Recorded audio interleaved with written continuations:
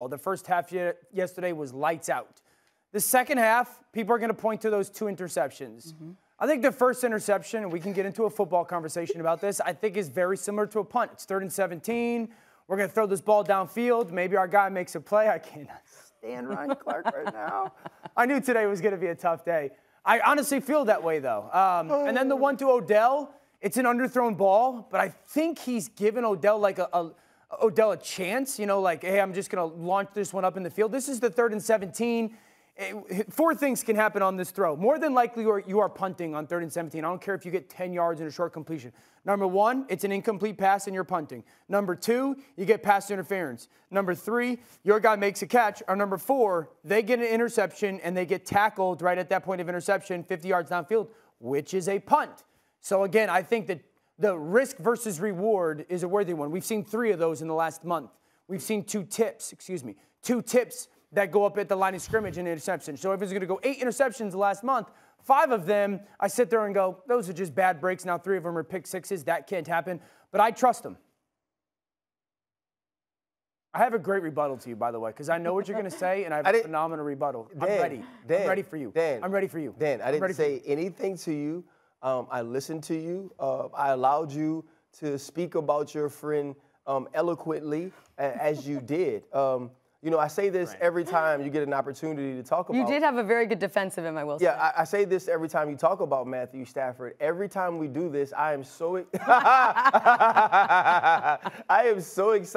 Tanucci, I can see this, just so you know, and I'll remember it. Hey, I am so excited that you're my friend because I know I will always be defended. I know that you will always make excuses for me. Last week was the Founders Day, right? It was my Founders Day for Kappa Alpha Psi Fraternity Incorporated. And one of the first things I learned when I was online was excuses. Excuses are tools of incompetence that build monuments of nothingness. Oh. Those who major in their usage are non-achievers, big brother, sir.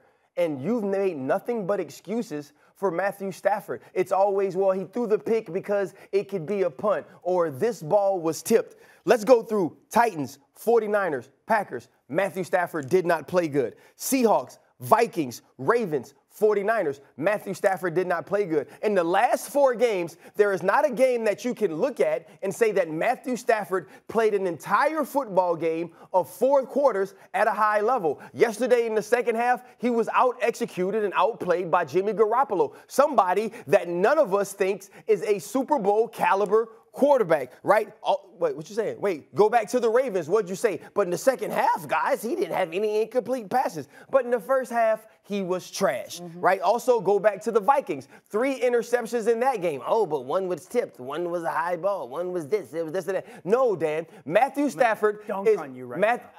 Listen, you ain't John Morant. Matthew Stafford has not played well down the stretch of this season. Matthew Stafford has not made us believe in his current play. And now we're going to talk about Detroit, and we're going to look at his 0-3 record in the playoffs, and we're going to say what we've always said about Matthew Stafford. If he had better people around him, he would have won playoff games. I do not care. When I watch Matthew Stafford play right now, I don't see the consistency I need to see for 4 quarters. I see the talent. I see the flashes you've mentioned, but I don't see a quarterback that we can depend on. And Sean McVay's face when Matthew Stafford is walking off the field many times also displays that. All right, just like you said, I do not care. I do not care. You came on the show today and started to say that not all 4th and 1s are the same. Not all interceptions are the same. I agree with that. So we can't sit here and say, well, all these interceptions, they're not all the same. I can give you 5 of those that aren't on the quarterback, that they're bad breaks, that they're... I have a question. Dan, I have a question for you. Yes. I have a question for you. Yes. Right? So in looking at a season, let's take Aaron Rodgers, for instance. Right. He could have had tip balls, right? He could have just thrown up balls that were punts. Different offense. He only got... It's a different offense. Look at man here, man. The Green Bay Packers run way more, and also Aaron Rodgers is a better player. Like that's not a. You say Matthew Stafford's a top 5 quarterback, but he could turn it over in 8 games, or 8 times in the last month. And you're going to continue. The question is, do you trust him in the playoffs? Yes. If he's not. He don't even know, Charlie. You know why he don't know? You know why he trusts him? Because it's his friend. I trust. You know what else? No. Tom Brady trusted Antonio Brown enough to offer him to live in his house. And it won him a Super Bowl. And look what happened. And it won him a Super Bowl. Oh, so you just gonna let Matthew last Stafford. season it And was it all won him a good. This Super Bowl. season, not so much. And look where it got him now. I trust him in the playoffs. I can understand it. It's fair that other people don't because we haven't seen it. But here is my question. There's 14. It's not about not having seen it. It's about him not playing well now, though. But here's no. It is about having seen him because I asked you last week, do you trust Joe Burrow? And you said yes, I do as well. And you said just because of the type of player he is. You haven't seen Joe do it. He's better than Matthew Stafford, though. But you haven't seen Joe do it. And You he's can't more say that. consistent. Here's what I'm saying. He's not playing. If Joe Burrow was playing the way that Matthew Stafford was playing right now, I would also say, you know what? I don't believe in Joe Burrow. Here's the other thing. One of these guys have been in the league a decade plus. The other one's only been in it 2. I have always, from the jump, come on and talked about the reasons why quarterbacks do things. Maybe their play is good. Here's a reason why. Play is bad. It's not an excuse. There's reasons. There's reasons why these interceptions are happening. I do not believe that all interceptions are the same, and I don't think that we should see them. There's interceptions that are bad decisions. There's interceptions that are bad throws. And then there's interceptions that once the ball leaves your hand, it's not necessarily on you. I'll ask you this. There's 14 cats in the playoffs. Who do you trust then? I mean, who do you trust? Aaron Rodgers, I trust Tom Brady. You trust Patrick Mahomes. Patrick. So you trust 3 cats? Is it Joe Burrow you trust? I trust Joe. So you trust 4 of them. You trust Tannehill? No, I trust Tannehill. Yeah. I trust You trust Ryan Tannehill, but you I don't trust Tannehill more than Matthew Stafford. I got nothing then because Ryan Tannehill threw 15 interceptions this year as well.